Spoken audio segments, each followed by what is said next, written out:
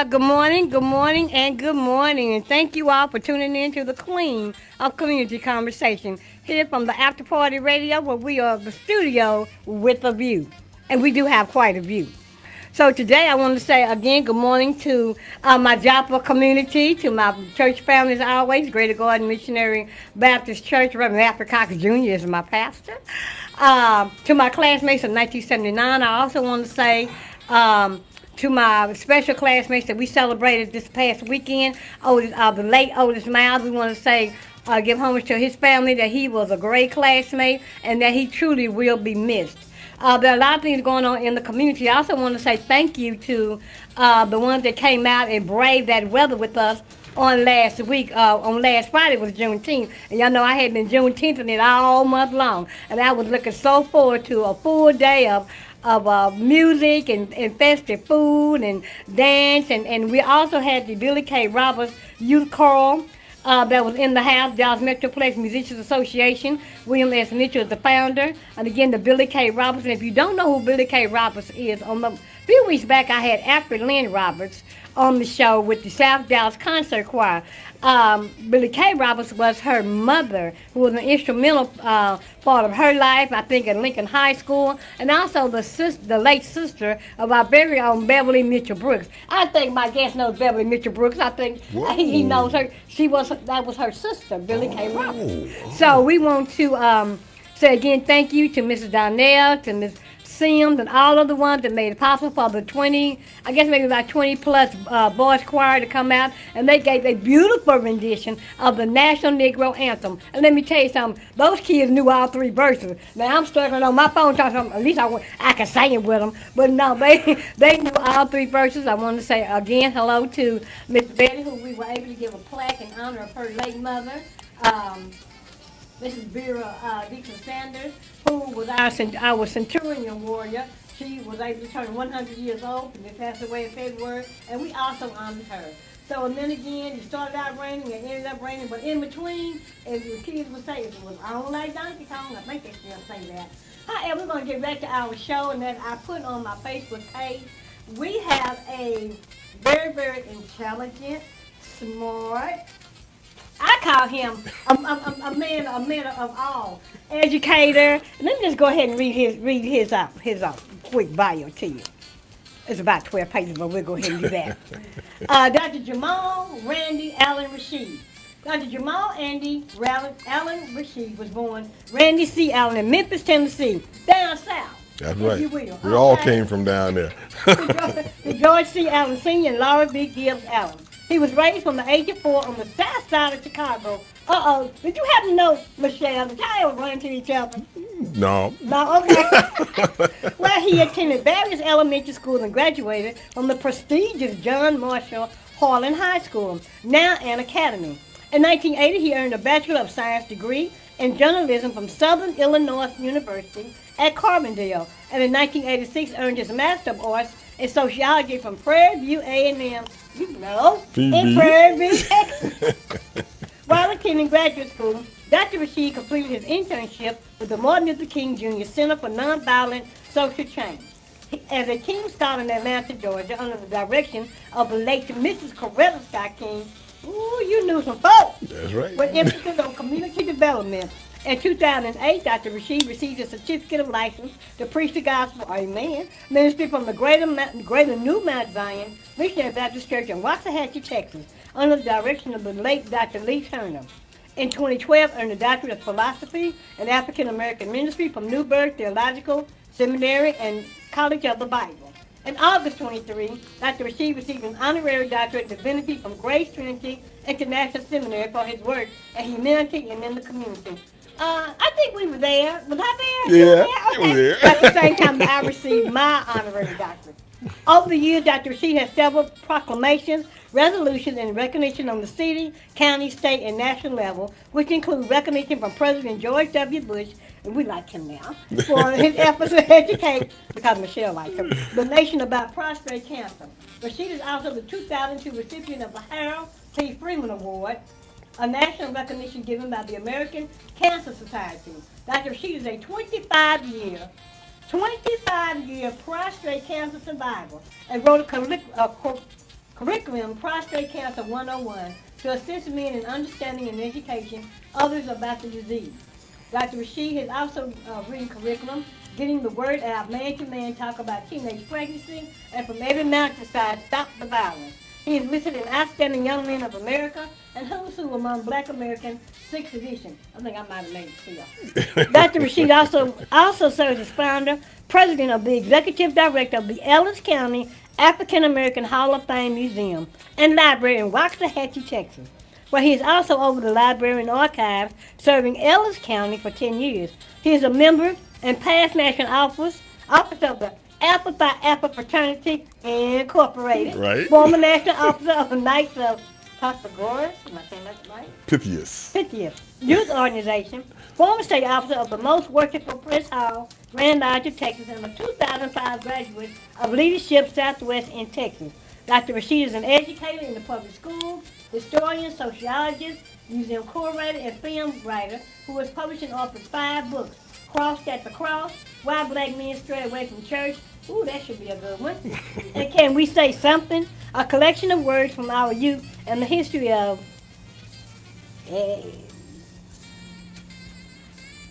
Gamma Chapel. Am I right? Xi Gamma Chapter. Xi Gamma Chapel. Okay, y'all know I did not want to mispronounce that. Of Alpha Phi Alpha Fraternity in Cape Girardeau, Missouri. Gerardo. I told y'all, people like without these degrees went through a nightmare at the Lorraine Motel. Where did we go from there? He is also a contributing author to a book called Shining Stars. His current book is called Ingredients and Consequences of a Rotten Education. Rashid is a former sociology and criminal justice professor at Powell Queen College in Dallas and Eastfield College of Mesquite, Texas. Currently an instructional aide with the Solar Independent School District. He is a former board of director for Historic Waxahachie, Inc., an active member of the Waxahachie Rotary Club, American Legion Post 511 in Dallas, and the founding president of the Ellis County chapter of the Southern Christian Leadership Conference, better known as SCLC. Some of you all listening may remember that. And current president of the newly reorganized Ennis Freedmen's Chamber of Commerce. The philosophy of Dr. Rashid is each one should teach one. Take a youth by the hand, teach them to understand, and lead them to serve mankind, where he will be a part of the solution, not the problem. Okay, y'all, that's our show for today. I gotta edit that.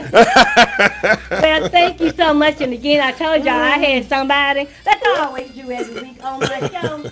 So let's talk about the Ellis County African American Hall of Fame Museum and Library. And I pulled some information that said May 14th, 1961, the Freedom Riders bus is firebombed near Anderson, Alabama, and the civil rights protesters are beaten by an angry mob. Freedom Riders were civil rights activists who rode interstate buses into the segregated southern United States in 1961 and following years to challenge the non-enforcement of the United States Supreme Court decisions Irene Morgan versus Commonwealth of Virginia and Boykin versus Virginia 1968, which ruled that segregated public buses were unconstitutional. Do you consider yourself to be a modern-day freedom rider? I do.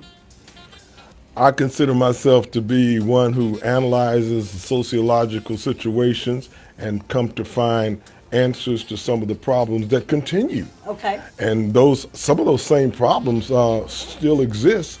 They've just had they have different people now leading those problems that we have. Some of us who were involved in some of that, and coincidentally, you should mention the Freedom Riders, because this is the week of the anniversary of when they found Goodman, Cheney, and Schwerner in Mississippi. Okay. And my sons in 2004, while attending Carter High School here in Dallas, my oldest son, Hassan Rashid, led a delegation of 15 students who mimicked that whole trip and rode the whole trip of the Freedom Riders with Ben Cheney, James Cheney's brother, to all of the cities that the Freedom Riders went to. And so a lot of that has been erased as we celebrate all these other things. People like Goodman, Cheney, and Schwerner should be on the top of the list, because we're now once again talking about voter registration, voter education, and turnout. Right. So I was also reading, of course, on the Ellis County African American Hall of Fame. I've been there for um, Easter Star meeting. Right. I had a couple of Easter Star meetings there, and it said the Ellis County African American Hall of Fame is housed in a facility built in 1926 for the colored knights of Pythias and Waxahachie, Texas. So this building means a lot to you because it's so historical. So why was it so important for you to get an African American Hall of Fame museum and library in Waxahachie? Why was that so important? That was important to me because as a sociologist and a historian, there are a lot of our people who don't know where they've been, and it deters them from knowing where they're going. A lot of us stay in big cities and never spread our knowledge and our word to those folks who are in small towns. Right. And they need the information as well. So I decided to adopt Ellis County and the facility which used to house the Colored Knights of Pythias and the earlier founding of the Masonic Lodges. And I acquired the facility and said, this is where I'm needing to go, this is where I'm needing to be, because we've got to spread the word. Because those people, I quote the words of Stevie Wonder when he did the song Living Just Enough for the City. Right. And the guy came and he was looking around and said, wow, New York, New York. And he didn't know anything about big city and he got arrested. Well, we got a lot of people that are coming from these little towns, have no clue of who they are and what they've been. So we need to take our knowledge and spread it. And that's what made me focus in on Ellis County. We have 90 people on the wall. And every year we have a Hall of Fame banquet focusing in on those folks who made significant contributions throughout Ellis County. And it goes way far back. And for them to know some history about their own county and leaders and movers and shakers. Right. And so that's what inspired me to choose that location. And because of the fact that it had its history of its own years ago, which I've now helped to resurface. And so those who know the past are not condemned to repeat it, and hopefully they grow from that point. Okay.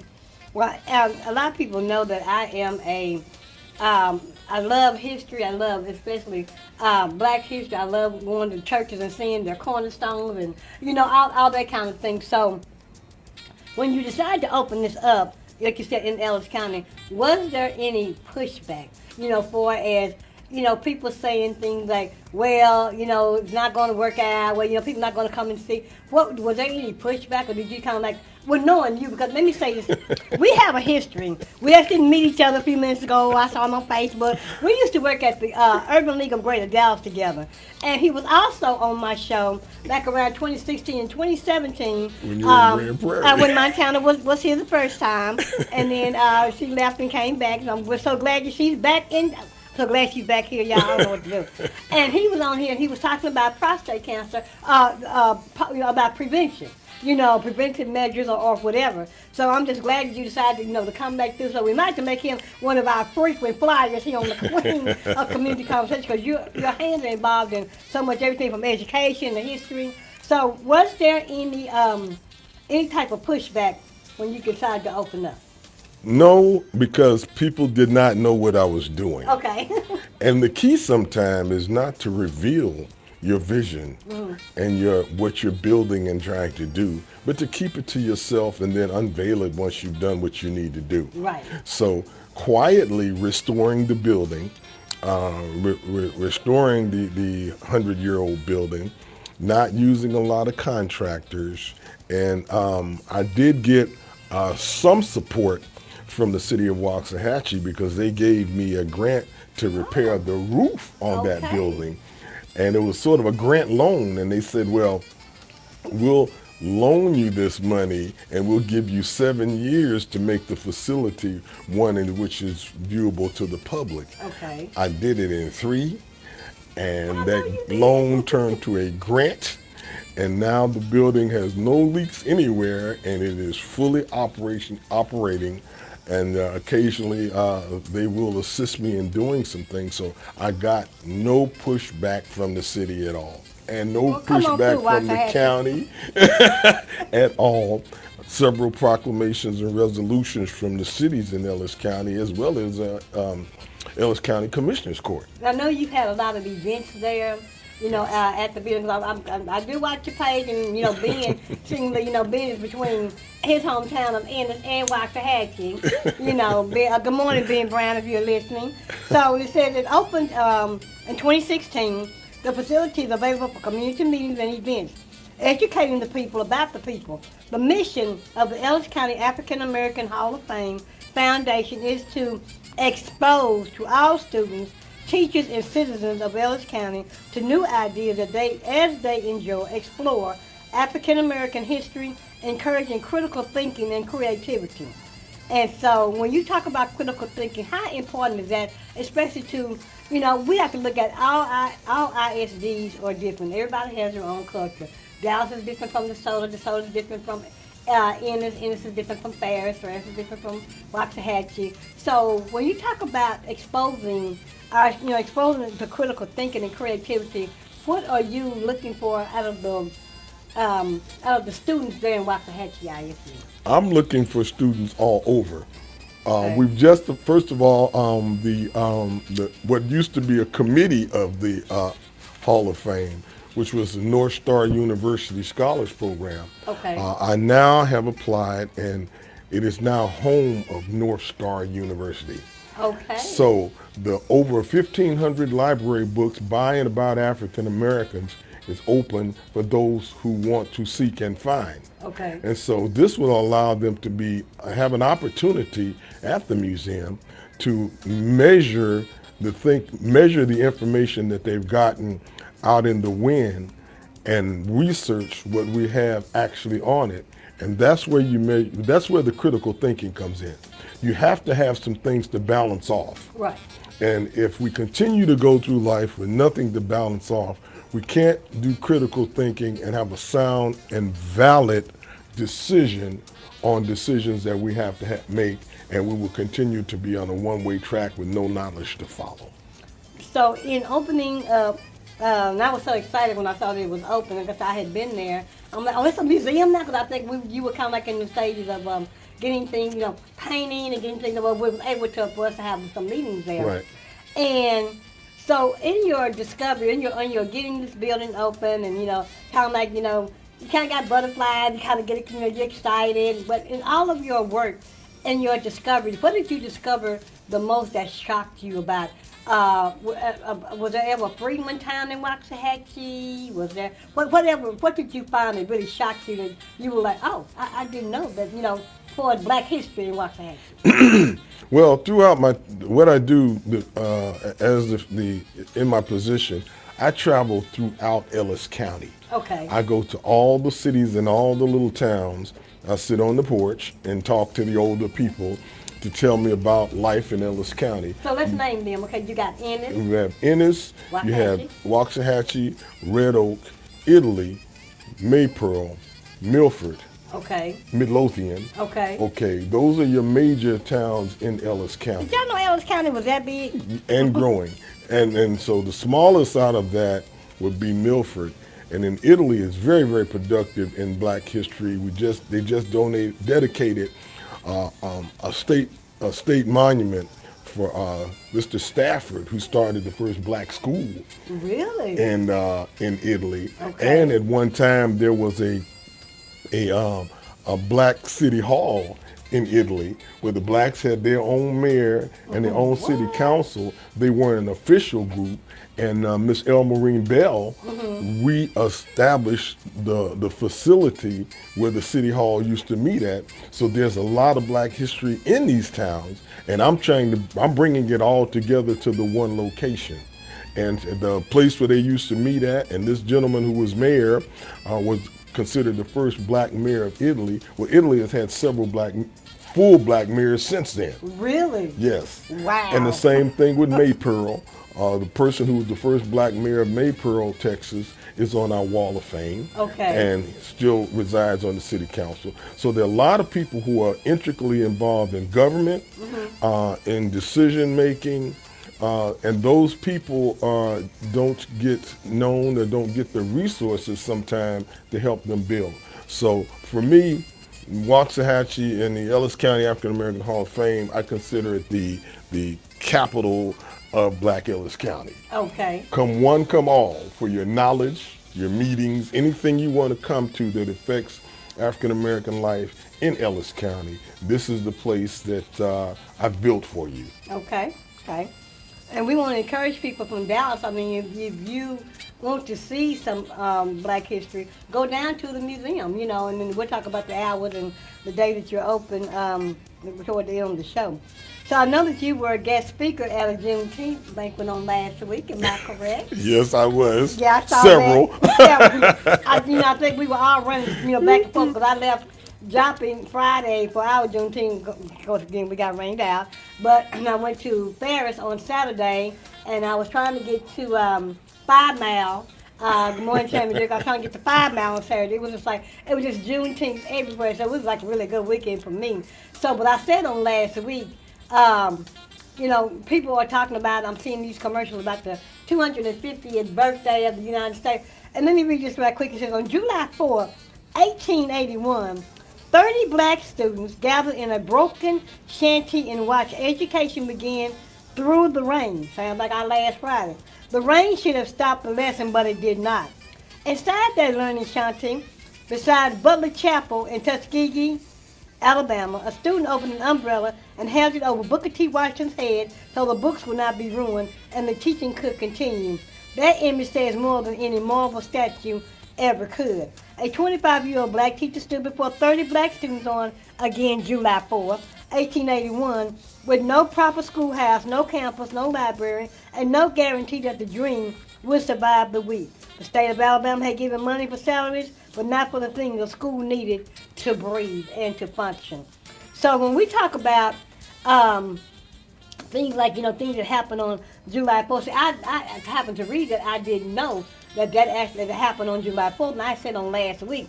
My point is, don't tell me happy birthday on July 4th, 250 years. That's not our birthday. I'm going to reiterate it again. That is not our birthday. Like I told them, our day is June the 19th. Because in 1776, again, we would see a marinating their meat and making their potato salad. Okay? And to the Hispanic community as well. You were not quit to 1880. So when we talk about things like holidays like July 4th and Juneteenth, why is Juneteenth so important to you? Well, first of all, I was surprised with Juneteenth because we didn't celebrate that in Chicago. Oh. And people up north would come down here and it's like, Juneteenth, what is that? What is that? People from California would come over here, Juneteenth, what is that? And then get a little bit frustrated that the celebration took place to celebrate that you found out 2 or 3 years later that they got a few years extra out of you, and then what did they really empower you with along the way other than that documentation?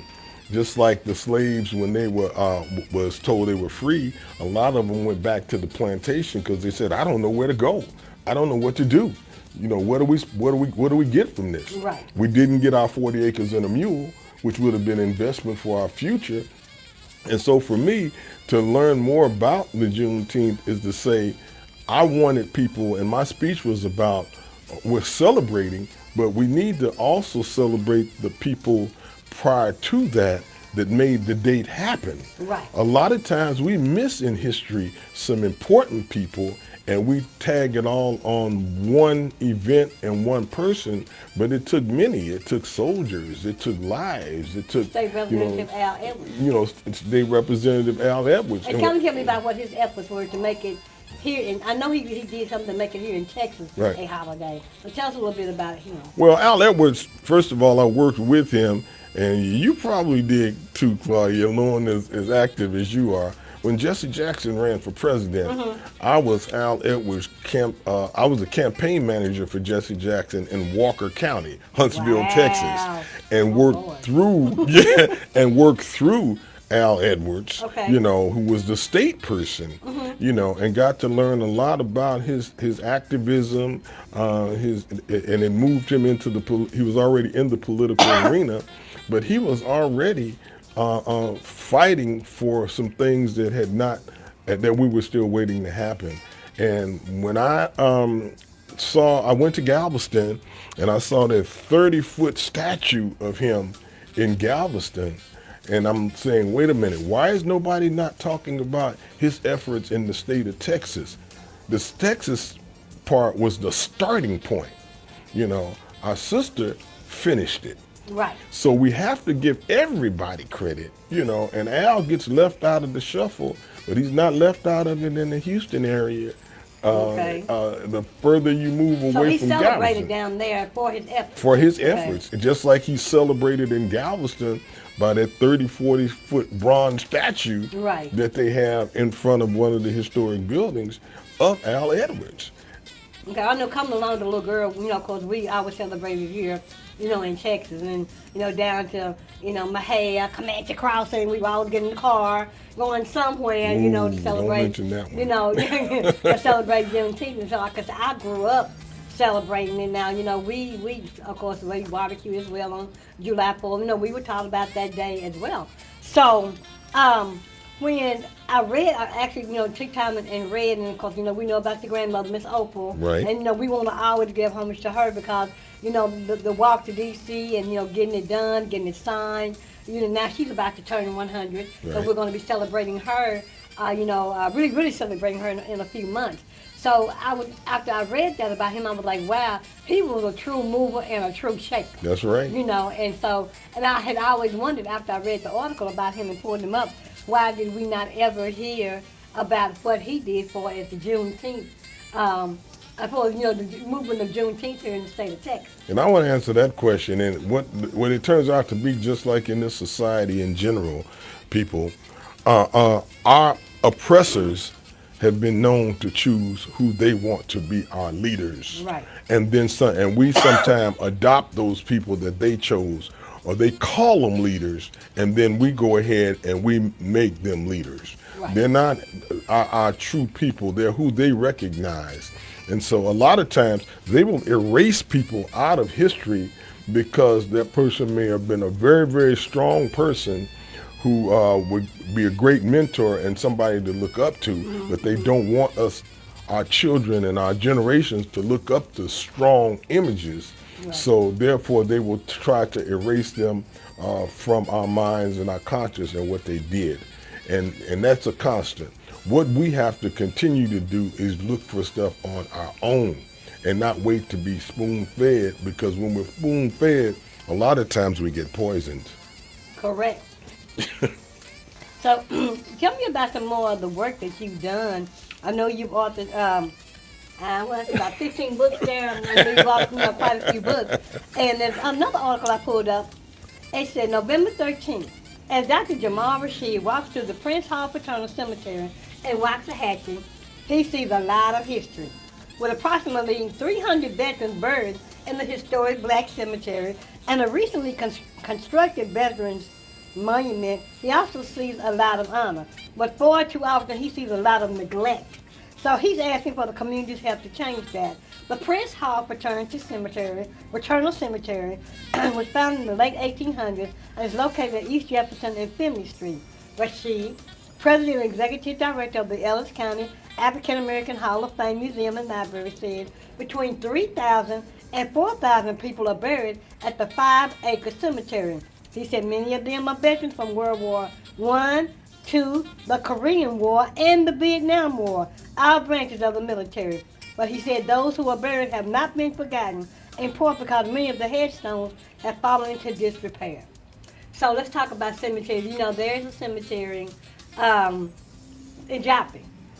Well, it's been rumored all my life from a little girl that there were some former slaves that were buried in the back of our park into another area where there were just a lot of magnolia trees, and now houses have been built over there.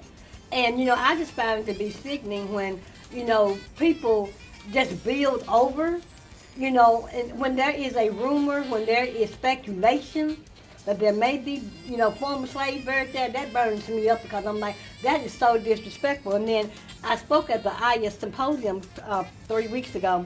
It was a lady there, Dr. Sims, Vanessa Sims, I believe is her name. Oak Grove College Johnson Cemetery It's in Graham, Texas, off of Highway US 380. And she gave her presentation about, because it was about freedom, reclaiming and using the land. And mine was Joppa, a beautiful place. And I was easy, I can do that in my sleep. So when she talked about it, it kind of resonated about the Joppa Cemetery and then this cemetery, because I had heard about this one as well. So so you're claiming there have been, or you kind of know that there are 3 to 4 thousand people buried at the 5 acre cemetery. And when we found out about that in Jopping, I called, well, couldn't get sense out the city of Dallas. Good morning, Adam, everybody. um, and we kept seeing headstones with no bodies and bodies with no headstones. We seen sunken ground. We seen the headstones sunken into the ground. I'm like, it's somebody down there. So the news media came out and they walked the perimeter of the park with us, as well as there is one called Honey Grove Cemetery across the highway where the city of Dallas apparently moved some bodies over there, Dr. Bashir. I Over there, remember it. and one that kept, that's still on my mind, there was one that was etched on the headstone. It was two horses, and it said even together in death. She was born like 1829, died something like 1871. I think he was born like 1834 and died around 1880 something. And it didn't bother me, but I was like, wow, how they etched it into their tombstones. And so I'm wondering, when we find grounds like that, why is it not sacred to people, to your cities, and to people that that want to build stuff? Why is that not sacred? And what was your first move when you saw? I know you were like, wow. Well, when I went down there, it was the same time that I acquired the facility for the museum. And that cemetery had been around since the mid 1800s. And it was a part of Negro Town. Okay. The Waxahachie went through Negro Town, Freedman's Town, then East Waxahachie. Now I've rebranded it and it's back to being officially Freedman's Town.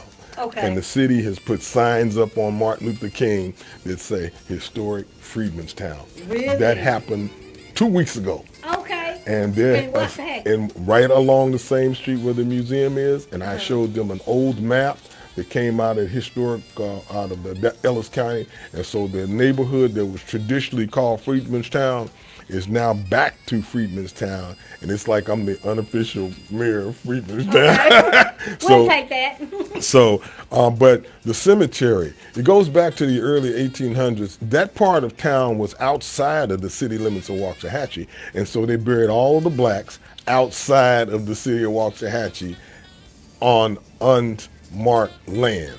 It never even belonged to any. They Was just it even incorporated in the city of Waxahachie? no. It was outside of the city Outside the limits city, of so it Waxahachie. was not incorporated. Right. It was not incorporated.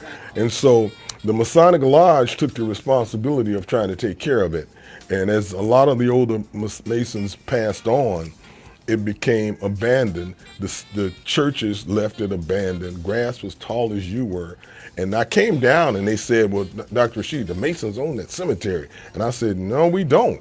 And I went down and checked the archives and I said there was no official owner of it because it was outside of the city. So I took it upon myself to adopt it, clean it up, get the grass cut, survey it, put monuments on it, and now I keep an inventory. I've been keeping an inventory since 2006. Okay. But there are over 3,000, there are over 4,000 graves out there. Most of them are unmarked. Only 25% of the cemetery has headstones out there that are marked. I'm constantly helping people find graves out there. And it still is an active cemetery, by the way. Okay. The back, I have the names. I put the Ankh back there in the old part where about 300 slaves are buried. We have about a little over 300 and something veterans that are buried throughout the entire cemetery. I recorded those that had headstones, and there are those who don't. And then a Masonic monument that I built out there as well. So right now, and what happened was, I'm gonna say it was stolen from me by the oppressor. Okay, and that person now died. His family is trying to sell the cemetery.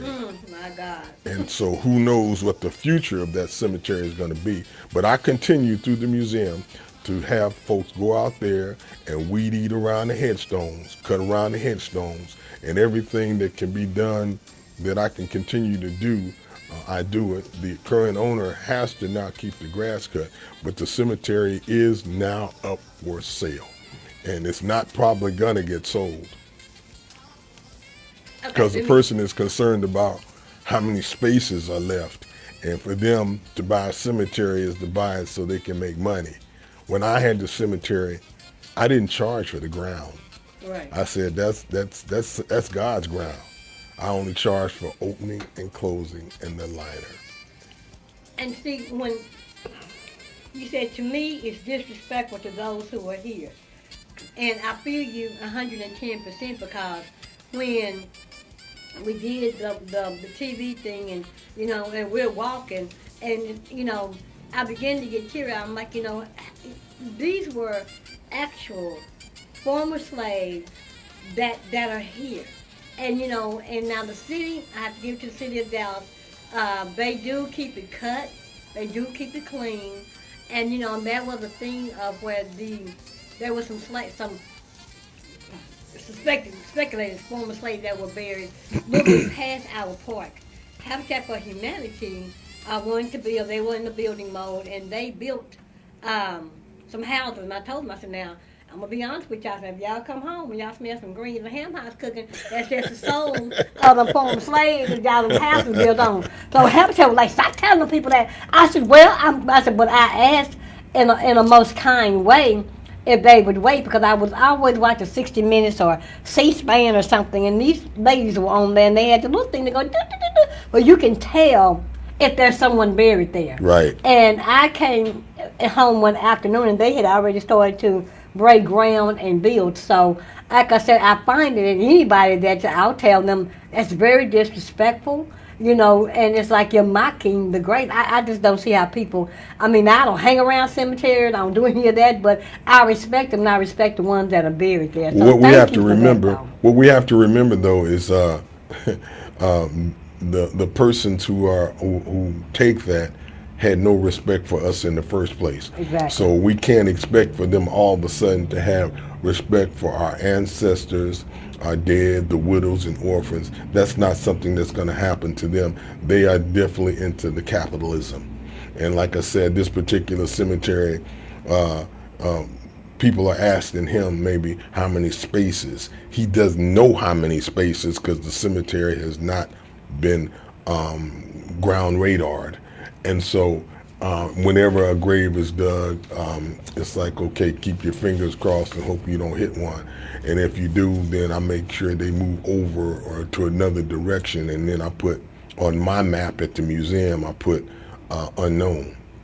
So Right. I'm constantly, what I did also out there was I put street signs. Okay. And I put numbers. And so now, before that, folks would walk the whole cemetery to try to figure out where people were. And so now you might go to Amos section. I'll tell you your loved one is Amos section, row A, grave 6. Okay. And since 2006, if they didn't put a headstone there, I can walk them right to it. Okay. And What's the oldest one that you found? The oldest headstone that you found? The dated oldest headstone that we have in there goes back to like 1840. Wow. Okay. And that's in the far back part where I have the huge African unk. And I built that, and that has names on it of folks who were born and died up to emancipation. Okay. So Yeah, when I walked it, I found lieutenant colonels and master sergeants, and there were all these military men. And when we did find some headstones, and so Dion England from Channel 4 again, she was walking with us. She was like, wow. She said, this is some history. I said, yeah, just to imagine, that these were men that served in our military, black men that were in charge, lieutenant colonels and And stuff. we did find, thanks to Mr. Allen, we did find a couple of Buffalo soldiers out there. Okay, Sam or Paul, which one? Sam. Sam, okay. Hello there, Sam Allen. Because we were wanting to see what the oldest headstones, and I took them out there. So we did find some evidence that a couple of people were Buffalo soldiers. But see, the key is to those cemeteries like that. The city says we're not going to take care of that. That's not ours. Yeah. You know, and so it used to be maintained by the community, and then the community left it abandoned. So a lot of folks said, you know, Dr. Rashid, why are you still taking care of this? You don't own it. I said, well, you know, sometimes you don't ever ask God why. Exactly. When you start questioning God, you got a problem. You just take the assignment and understand the assignment, and you move on. And you move on. And so I get a lot of complaints from our people about why this, not that, why this, not that. I even went out there and started turning the headstones around because they were facing the wrong way. You know, I'm like, you know, the headstones are supposed to be facing east. Right. You know, and they were, and somebody, why you move my parents' headstone? I said, I turned it the right way. You were coming and you were worshiping a headstone that was at the foot. Wow. And so our people gave me more problems as I try to fix stuff, and I just kind of rubbed my face and said, keep going. And then when somebody bought it, I felt a relief. But that person was just into it for the money, and they said, okay, Dr. Rashid, can you continue to do what you're doing and keeping the records and stuff? I said, I'm obligated to do that. So people come by the museum and they say, well, I said, if they don't have a headstone, I can't tell you where they are. Right. But if you got a relative out there that's got a headstone, chances are they may be to the left or to the right or to the front. And if we go out there and it's a sunken area, I consider that's probably the relative that you were looking for. Somebody just forgot to put the headstone there. Okay. So Now we know that you also are, and that's just part of the historical, that's just a small snippet of a historical part of him. So ingredients and ingredients and consequences of a rotten education, more and more ingredients of a rotten education. So it says ingredients and consequences of a rotten education examines the roots of the education system's failures, starting at home where it should begin. Oop, oop. Well, you know, you are right. So let's talk about, so as an educator, what prompted you to write these? been in education a little over 25 or 30 years. Examine how I grew up in the city of Chicago and going to public schools. Right. And the difference in the public school system now versus the public school system that we went to. And bottom line is, and you can attest to this, our parents spent a lot of time with us when we were in school, sitting at the table, doing homework with Yep. us, you know, managing our behavior and all of that kind of stuff. And so the book starts out with the fact that you have 3 to 4 years to get your child in order before you give them to the system. Mm-hmm. And so the ingredients start with how you treat and what you do with them at home. But then the school system really is only responsible for educating, not the behavior, not the discipline, and all the other things. And so the education system is now, in its political climate, is mixing up all of that stuff.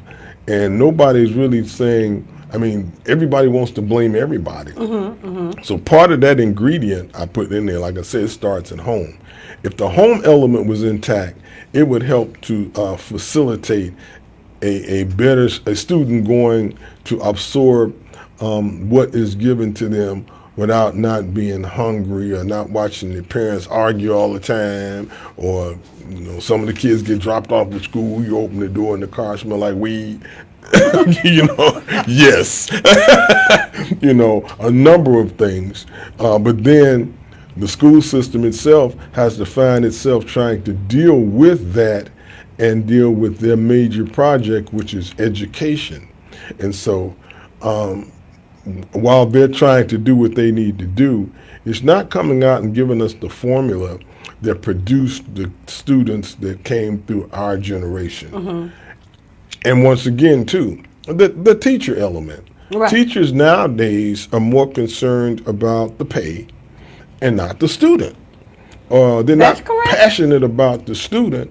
It's the pay. I read something earlier today, you know, okay, all these bond packages going through to fix football stadiums and build athletic facilities. What part of that's got something to do with making better children?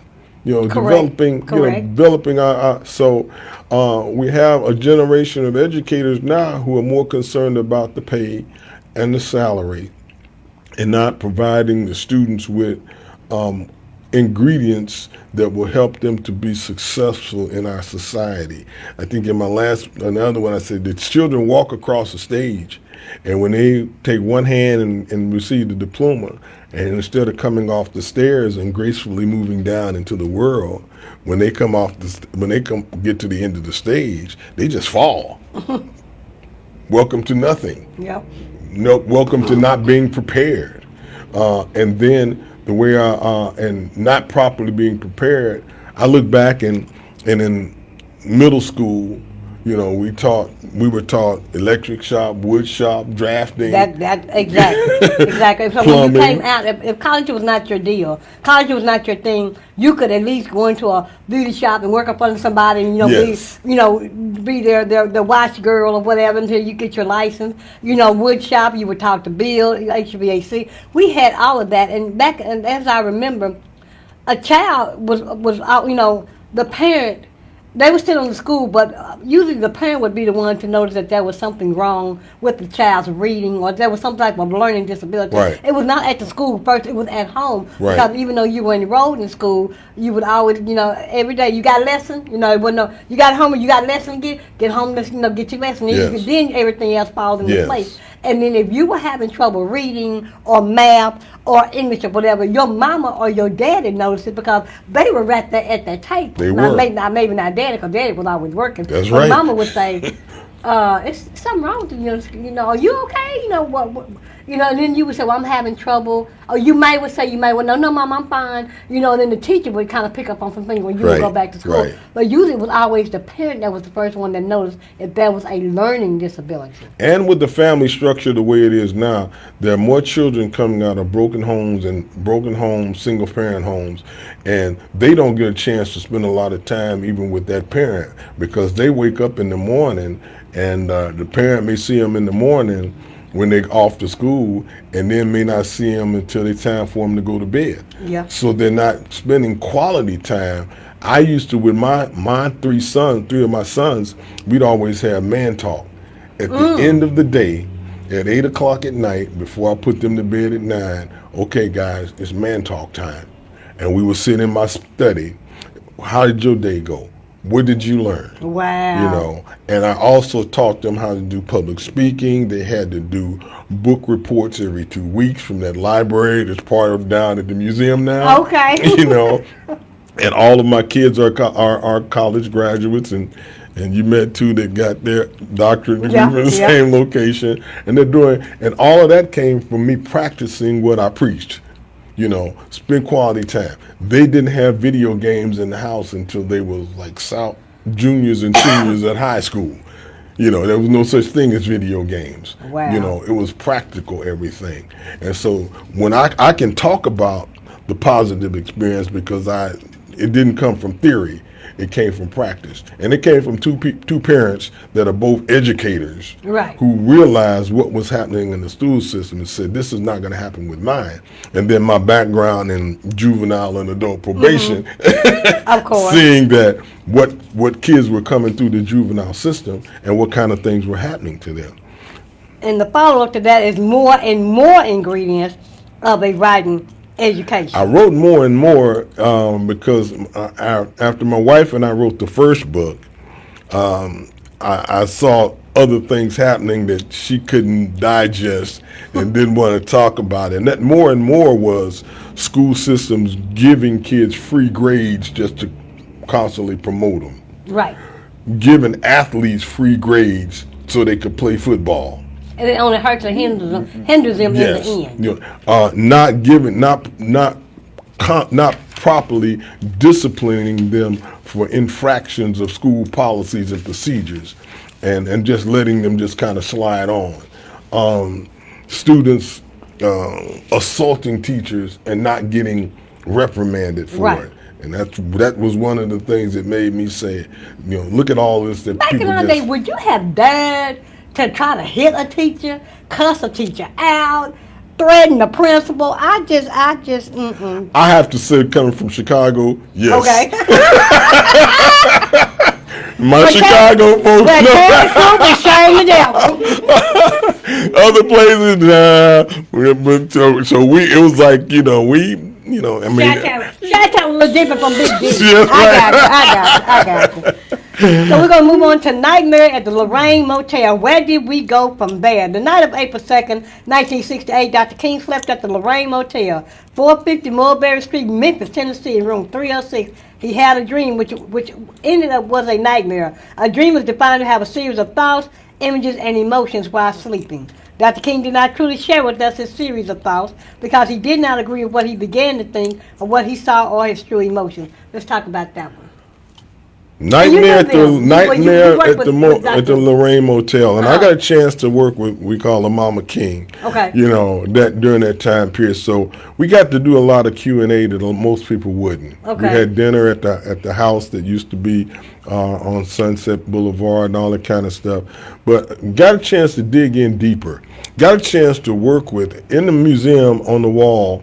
There are pictures of all of the people who actually worked with Dr. King, who taught us while we were there, because we'd have morning classes. Wow. Morning classes, and then we would go out into the community. Mrs. King assigned me to the Voter Education Project and a Community Awareness Project. And so, but we would have people like the late Bernard Lafayette, and all of those people would come, and we would meet with them from 8 to 12. Then we go into the community and actively work the project. And so, anytime you have somebody, and then the reason I brought that one up too is because the real name for Dr. King's speech was Normalcy No More. We got brainwashed, you know, for folks talking about the I Have a Dream speech. Mahalia Jackson, at the end of as the speech was wrapping up, said, Dr. King, tell them about your dream. Tell them about your dream. And then that's when Dr. King instantly went to the pulpit. I have a dream. And supposed to start calling it the I Have a Dream speech. Okay. So, but the name of the speech was, he was telling us things weren't going to be normal anymore. Okay. At that And speech. they were not. And they were not. And then the situation in Memphis, when he spoke at the Mason Temple, he said, I may not get there with you. He knew. And all of those nights he spent sleeping, when you are heavily engaged in something, whether it's your job or your work, you're not going to sleep comfortable. Right. You're going to be tossing and turning all night. And Dr. King had nightmares about all the campaigns from, you know, Selma to Montgomery to Birmingham to Chicago, Bloody Sunday. you know, all of that kind of stuff. Those were nightmares because he constantly, and that's why I said at the Lorraine Motel was the culmination of nightmares of all the things that he did. And folks need to realize when you're fighting hard, you're worried about the next thing, next thing. When you take on a challenge, you're worried about the next thing. And so those were not great sleepless nights of dreams of sugar cane and stuff. Do you think that he felt at some point, or he knew, or he saw his assassination coming? That's why he said, I may not get there with you. Okay. He saw it. Yeah. And in speeches, I mean, he already had envisioned, you know. And I tell people, as you listen to his stuff, what did he say at that last time he spoke? He said, I've seen the promised land. Yeah. I might not get there with you. And somebody said, he did say that, didn't he? Yeah. He had already been given the dream, the vision that he was not going to Like the day that he got killed, I was in the yard playing. I had this tea party set. I did a tea party every day. So my mama come to her. She said, Denise, get in the house. And it was like a different tone of not like, you know, come on in, dinner's ready or whatever. This was a different tone from her. And then I set the TV on, and, you know, the mom was so, it was so quiet and joppy that day. You used to hear people kind of, hey, girl, or, you know, talking across the, you know, the fence where you're hanging your clothes or whatever. And so by that time, and I was raised by my aunt and uncle, so by the time my great uncle got in, they turned on the TV, and that's when Walter Cronkite, and I was like a child project, because I could spell his name at whatever, 3 or 4 years old. So, and then when he said that he has been declared dead, you know, I could see and hear in my aunt and uncle's voice a tone of, what do we do now? Where do we go? Who do we have? And I'm like, I remember asking my mom, I said, what happened? She said, well, and her words were, she said, a white man shot him. And I'm like, well, how do you know he was white? But I wouldn't dare ask that question. Right. But she said, a white man shot him. And then when it came out, of course, all of that, the investigation, and you could just tell that African American people were not so sure of what the future was, because Martin Luther King was the one that was leading the people, like you said, to the promised land, whatever. But I remember that in my own household in Joppa, you could hear a pin drop across the street. That's how quiet it was in the neighborhood that day. I remember that. Well, So, yeah. when that happened, I was in Chicago. I was in 8th grade, and I was I was a member of Operation Breadbasket. Okay, I remember that. Which Jesse Jackson was instructed to start, because we had two different climates going on in the country. In the South, it was the voting and the freedom. Up north, it was jobs, economic, and housing. Right. And so that's why Jesse was sent to Chicago, and Dr. King could not digest what was taking place in Chicago, and because that was a whole different scenario. Mm-hmm. And so we were participating with him starting Breadbasket, and then when he came back, so we the whole climate was in 8th grade, and of course the northern cities erupted like nobody's business, because we began to take it out on the person that society said did it without the evidence. And then later on, they said if it had been a trial, and the King family as well agreed, it was not James Earl Ray. Wow. And that's on video. They went to visit him at Brushy Mountain Prison in Tennessee, and they were convinced it was not him. He was just set up. He never had a trial. He never went to court. They just locked him up. And so they there's a video that's out somewhere where they did a mock trial and found that if in fact he would have had a trial, he would have been found not guilty. Well, and so not so much here in Texas. So the bad part about it is too, we have a problem believing what somebody tell us without looking into it in anything we do. Well, let me check this out first and society knows if they throw enough stuff out there, we'll believe it, because we don't read, we don't research, we don't do nothing. We just take it at face value.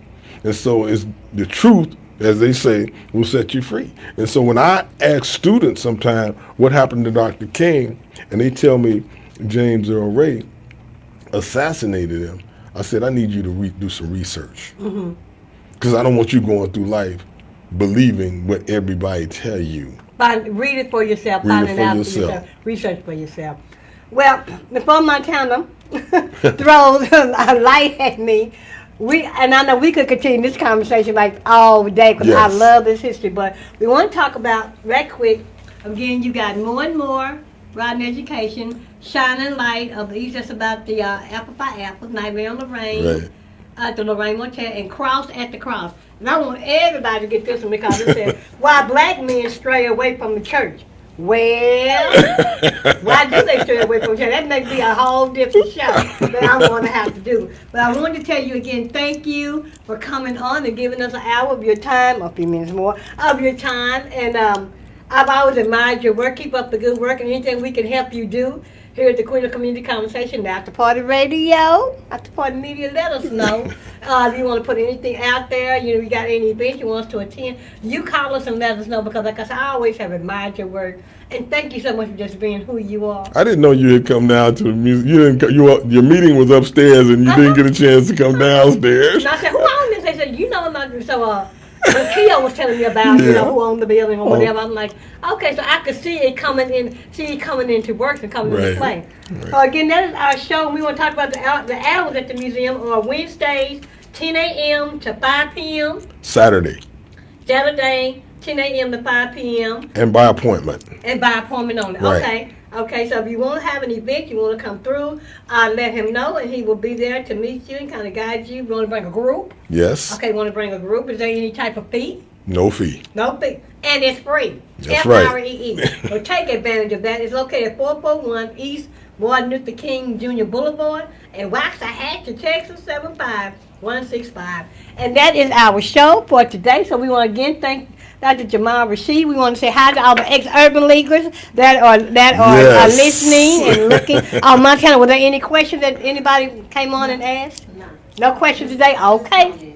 Oh, this comments. All right. And remember, as we say, freedom ain't free. And this is, can we hear vote, register to vote? What is our vote is our voice? We want to hear you now. A voteless people is a hopeless people. Oh! Alpha Phi Alpha. And we're gonna take it on home with that. Thank you to my listeners here at the Queen of Community Conversation. I love you, and we'll see you next week. Bye bye for now.